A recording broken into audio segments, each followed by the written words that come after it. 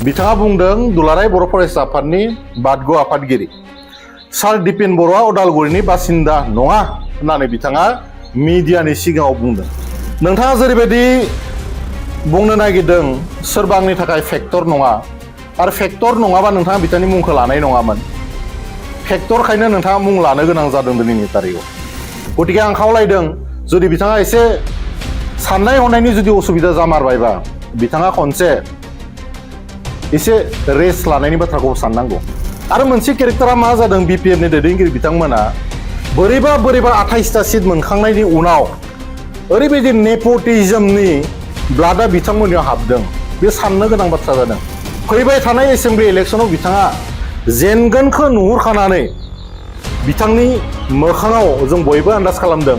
बिथाङा जेथिया मिडियायाव ओंखारदों मोनसे गिनाय बिथांनि मोखाङाव मोनसे कनफिडेन्स लेभेलखौ जोङो जोबोद ल' नुदों। जोंनि सरकारनि समाव जोङो खमसे खम 300 कोटि फैसा रायजो राजानि मोजांनि थाखाय गारबोदोंमोन।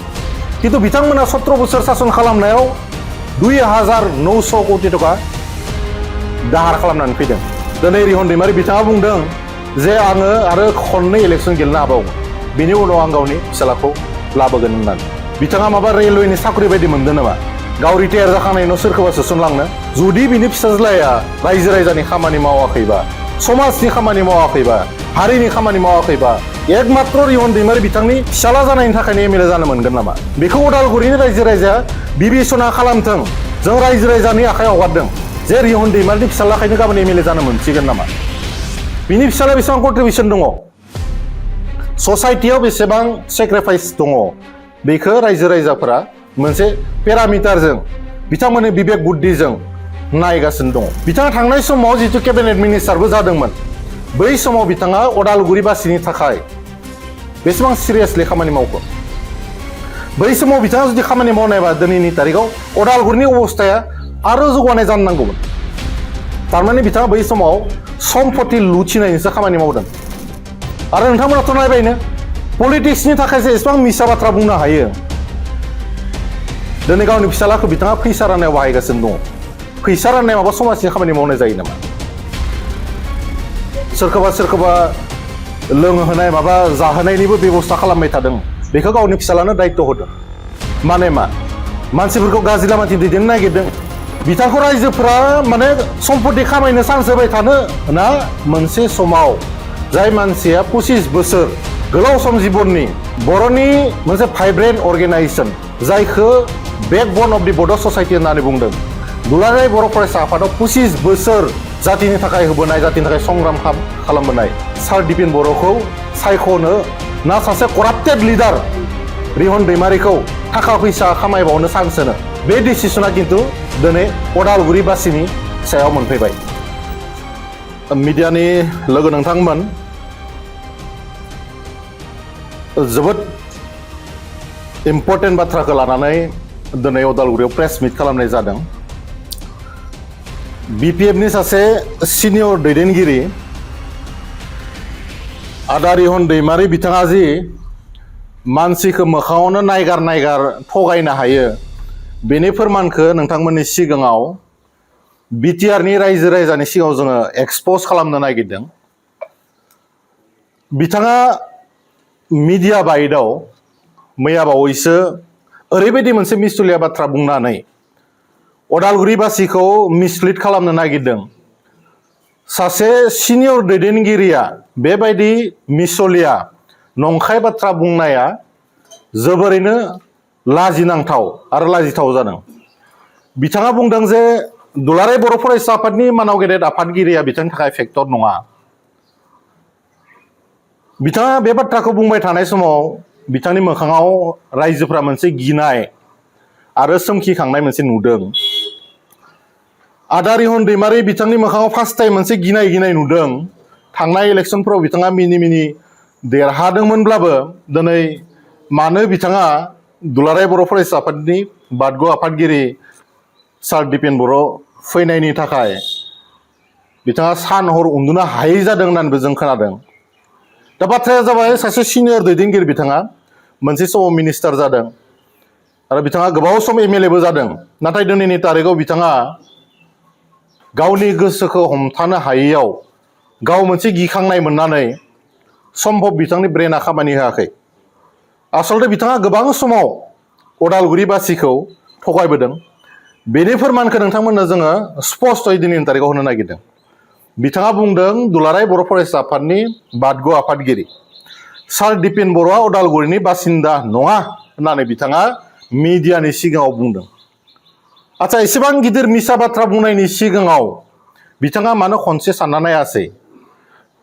बिथाङा गोबाव सम जिहेतु उदालगुरि कनस्टिटुएन्सिखौ नेतृत्व होबोनो खाबु मोनदों आरो बेखिनि खाबुखौ रायजो राजा बिथांमोनहा बिथांनो होदों।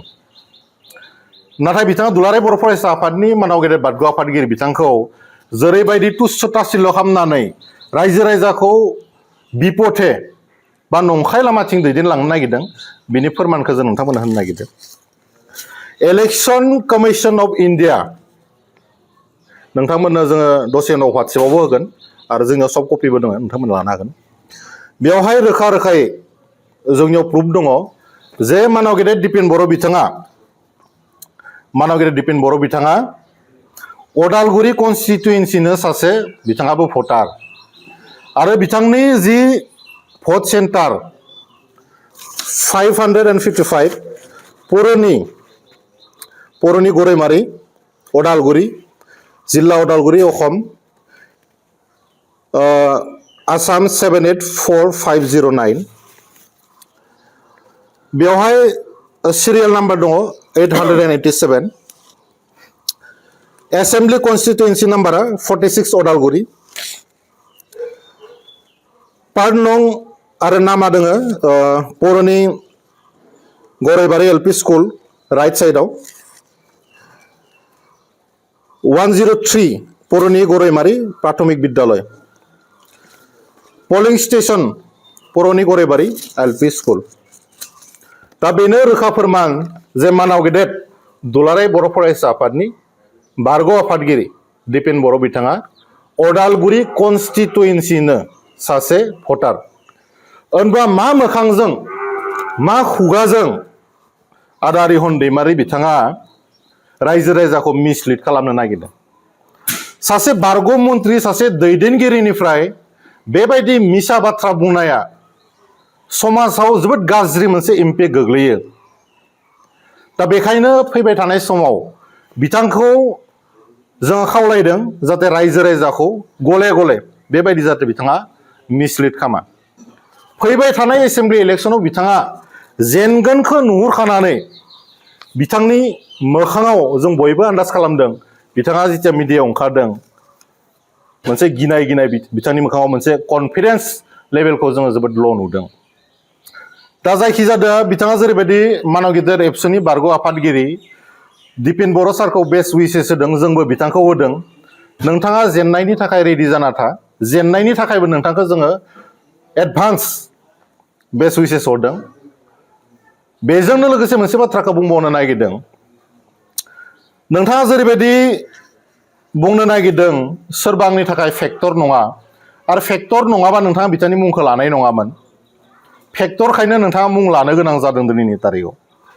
आरो थांनाय गोलाव समाव नोंथांनि नेतृत्वआव उदालगुरि कनस्टिटुएन्सिया जेरैबायदि जौगानांगौमोन बेबायदि जौगायाखै। आरो मोनसे केरेक्टारा मा जादों, बिपिएफनि दैदेनगिरि बिथांमोना बोरैबा 28टा सिट मोनखांनायनि उनाव ओरैबायदि नेपटिजमनि ब्लाडआ बिथांमोननियाव हाबदों। बे साननो गोनां बाथ्रा जादों। मानाव गेदेर हाग्रामा महिलारियाबो गावनि खुरखालि मुनमुन ब्रह्म बिथांखौ इएम खालामबाय। लोगोसे TCLCCनि चेयारमेनबो होबावबाय आरो माखासे डिपार्टमेन्ट जाबसिनगासिनो दङ। आरो जों खोनाबावदों गावनि बिसिखौ बिथाङा केन्डिडेट होनो नागिरबावदों। जाय प्रमिला रानी ब्रह्म बिथाङा बड'फाजों लोगोसे समान समान खामानि मावबोदोंमोन, बेखौ इगनर खालामनानै गावनि बिसि नालाय जातियाव जेबो कन्ट्रिबिउसन गैयाब्लानो नेपटिजम जायखौ जों बुंदों बिथांमोननि ब्लाडआव मोनसे इग'नि प्रब्लेम फैदों। बेखायनो गावनि बंस'नि मानसिफोरखौ बिथांमोना लासै पलिटिकेलाव एंगेज खालामनो नागिरदों। होनबा डेम'क्रेसिनि मिनिङा मा थाखो? दिनै रिहन दैमारि बिथाङा बुंदों जे आङो आरो खननै इलेक्सन गेलेनो हाबावगोन, बेनि उनाव आं गावनि फिसालाखौ लाबोगोन होननानै। बिथाङा माबा रेलवेनि साख्रि बायदि मोनदों नामा? गाव रिटायार जाखांनायनि उनाव सोरखौबा सोसनलांनो जुदि बिनि फिसाज्लाया रायजो राजानि खामानि मावाखैबा समाजनि खामानि मावाखैबा हारिनि खामानि मावाखैबा एकमात्र रिहन दैमारि बिथांनि फिसाला जानायनि थाखायनो एमएलए जानो मोनगोन नामा बेखौ उदालगुरिनि रायजो राजाया बिबेचना खालामथों जों रायजो राजानि आखायाव हगारदों दिनै रिहन दैमारि बिथाङा क्रर क्रर सम्पति खामायबाय बिथाङा बहानि एसेबां सर्स मोनखो बेखेना सर्सखौथ' बिथाङा रायजो राजानि थाखाय बाहायनो हागौमोन आरो मोजां नेताफ्रा एसेबां थाखा फैसा थासोआ दिनै रिहन दैमारिया उदालगुरिनि सारौफाले बेयाव थांबाबो उदालगुरियाव रिहन दैमारिनि हा बिथिं थांबाबो बिथांनि सम्पतिखि सम्पति बानायबाय बेजों लोगोसे गावनि फिसालाखौबो बिथाङा इनडाइरेक्टलि इंगितखौनो होबाय आं लाबोगोन होननानै जों बुङाखै बिथांनि फिसालाखौ पलिटिक्सआव लाबोनाङा होननानै रायजो राजायासो नायदों बाथ्राखौ जे रिहन दैमारिनि फिसालाखायनो गाबोन एमएलए जानो मोनसिगोन नामा बिनि फिसाला बेसेबां कन्ट्रिबिउसन दङ ससाइटियाव बेसेबां सेक्रिफाइस दङ बेखौ रायजो राजाफोरा मोनसे पेरामिटारजों बिथांमोननि बिबेक बुद्धिजों नायगासिनो दङ दिनै सेम हाग्रामा महिलारि बिथांजोंनो बिथाङाबो नेपटिजमनि फारसे लांगासिनो दङ नामा दिनै गावसोरनि फिसालाफोरखौ एमएलए एमसिएलए बानायनो थाखायसो बिथांमोनखौ जोङो पाब्लिकनि रिप्रेजेन्टेटिभ हिसाबै जोङो सायख'दोंमोन नामा गोबां कुइसनफोरा दङ बिथाङा थांनाय समाव जितु केबिनेट मिनिस्टारबो जादोंमोन बै समाव बिथाङा उदालगुरिबासिनि थाखाय बेसेबां सिरियासलि खामानि मावखो बै समाव बिथाङा जुदि खामानि मावनायबा दिनैनि तारिखाव उदालगुरिनि अबस्थाया आरो जौगानाय जानो नांगौमोन थारमाने बिथाङा बै समाव सम्पति लुथिनायनिसो खामानि मावदों आरो नोंथांमोनाथ' नायबायनो पलिटिक्सनि थाखायसो एसेबां मिसा बाथ्रा बुंनो हायो दिनै गावनि फिसालाखौ बिथाङा फैसा राननायाव बाहायगासिनो दङ फैसा राननाय माबा समाजनि खामानि मावनाय जायो नामा सोरखौबा लोंहोनाय माबा जाहोनायनिबो बेबस्था खालामबाय थादों बेखौ गावनि फिसालानो दायित्व होदों माने मा मानसिफोरखौ गाज्रि लामाथिं दैदेननो नागिरदों सासे सिनियर लिडारनिफ्राय बेबायदि रायजो राजाया खमसे खम उदालगुरिबासिया एक्सपेक्ट खालामाखैमोन दिनै रायजो राजाखौ जेरैबायदि बिथाङा थगायनो नागिरगासिनो दङ बिथांखौ खनसे एमएलए खालामनाय माने रिहन दैमारिखौ आरो खनसेबाव जुदि एमएलए खालामोबा आरो बिथांनि सम्पतिखौ आरो बारायबावना होनाय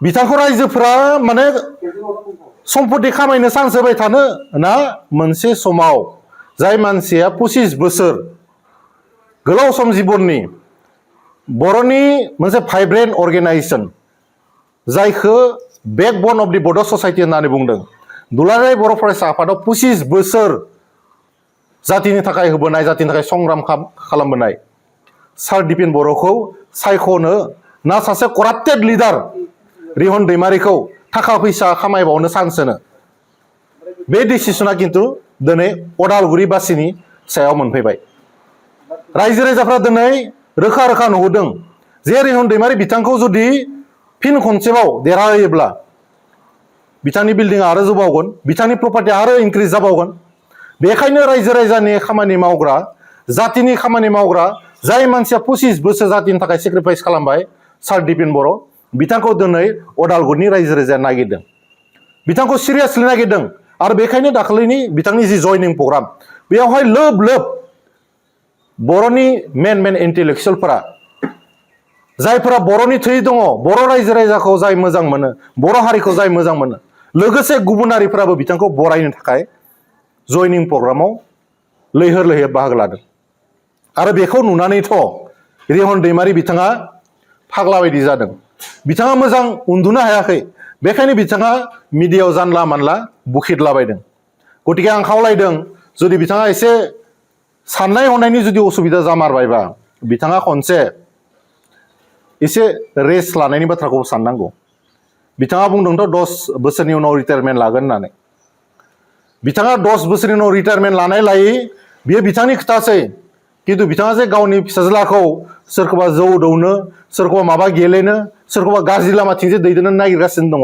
बेखौ खिन्थु समाज सिबाखिया नायगासिनो दङ दा बेखायनो जों फैबाय थानाय समाव आदा रिहन दैमारि बिथांखौ रायजो राजाखौ मिसलिड खालामनाय आरो मिसलिया बाथ्रा बुंनायनिफ्राय गोजानाव थानो थाखाय गुरै खावलायदों दिनै बिथांमोना मानाव गेदेर प्रमद बर'नि समाव जिफोर सेंसन जाखानाय खामानि बिथांमोना डाबल इनागुरेसन खालामनो नागिरो जेरावबो बिथांमोना खालामदों बिथांमोननि जिथु सेना जानाय एग्रेसिभ आखु बेखायनो बिपिएफ राजखान्थि हान्जाखौ नै 5 मायाव मानसिफ्रा गाज्रि मोनदों दिनै मानव गेदेर प्रमद बर'आ जिफोर प्लानिंखौ खालामना गालांदोंमोन आरो दुलाराय बर' फरायसा आफाद एनडिएफबि आरो इउबिपिअनि नाजानायाव बर' रायजो राजानि नाजानायाव बिटिआर सक्तिनि उनाव बिटिआर सक्तियाव जिफोर जों मोनबोखानाय माखासे इनस्टिट्यूशनफोर बेफोरखौ बिथांमोना दिनै इलेक्शन खाथिखाय बेखेवफ्लादों बेफोर ओरैबाबो जाखानो गोनांमोन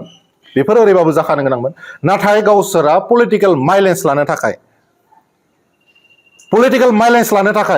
आरो पलिटिकल क्रेडिटखौ लानो थाखाय बिथांमोना मोनसेनि उनाव मोनसे बेखेवगासिनो दं नांगौबा बिथांमोना बै समाव थांनाय 5 बोसोराव जानाय किसुमान नेम प्लेटखौ सेफायनानैबाबो गावसोरा बानायदों होनना देखायनो थाखाय रायजो राजानि सिगाङाव गावसोरखौ हिरो देखायनो थाखाय बिथांमोनाथ' मा बाजेट दङ नोंथांमोना नुदों नामा 4 मासनि बिटिसि सोरजिजेननायनिफ्राय 4 मासनि मालाबा बाजेट जों नुफेराखैमोन हाग्रामा महिलार बिथांनि समाव जाबाय माने बिथांमोननि फैसायानो गैया जोंनि सरकारनि समाव जोङो खमसे खम 300 कोटी फैसा रायजो राजानि मोजांनि थाखाय गारबोदोंमोन किन्तु बिथांमोना 17 बोसोर शासन खालामनायाव 2900 कोटी टका दाहार खालामनानै फैदों दा बै जिथु हिस्टरि बिथांमोननि जिथु रिपर्ट बिथांमोननि जा पास हिस्टरि बेखौ नायोब्लाथाय जोबोद दुखु गोनां दा बिथांमोननि जिथु केरेक्टार बिथांमोननि जि एग्रेसिभ केरेक्टार बेखौ रायजो राजाफ्रा नुदों